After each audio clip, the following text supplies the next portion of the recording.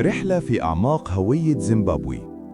بينما تتجه أنظار الملايين إلى ملعب أدرار بمدينة أغادير لمتابعة ضربة البداية للمنتخب المصري في كأس الأمم الإفريقية 2025 أمام زيمبابوي، المواجهة دي مش مجرد مباراة كورة، دي صدام مع تاريخ وهوية إفريقية عميقة.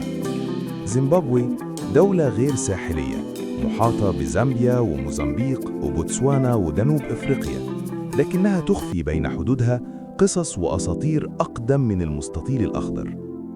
علمها وشعارها بيجمعوا بين رمزية النضال باللون الأحمر والثروة والطبيعة بالأخضر والأصفر، ويظهر طائر زيمبابوي وحيوان الكودو كرموز للوحدة والتنوع العرقي.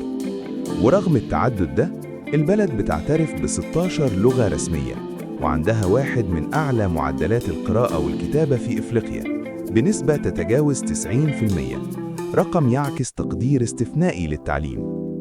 اقتصادياً، زيمبابوي عاشت واحدة من أغرب أزمات التضخم في العالم، ووصلت لإصدار ورقة نقدية بقيمة 100 تريليون دولار، لكن حالياً بتعتمد نظاماً متعدد العملات، على رأسها الدولار الأمريكي.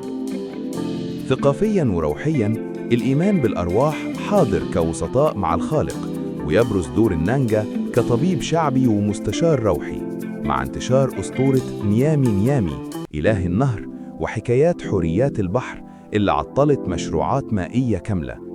وعلى مستوى العادات، لا يزال اللبوءة المهر تقليداً مقدساً لربط العائلات، وتظل آلة الميبيرا الصوت الروحي اللي يهدي الأرواح في المناسبات. الفراعنة مش بس هيواجهوا منتخب، لكن هيقفوا قدام تاريخ وثقافة وهوية اسمها زيمبابوي.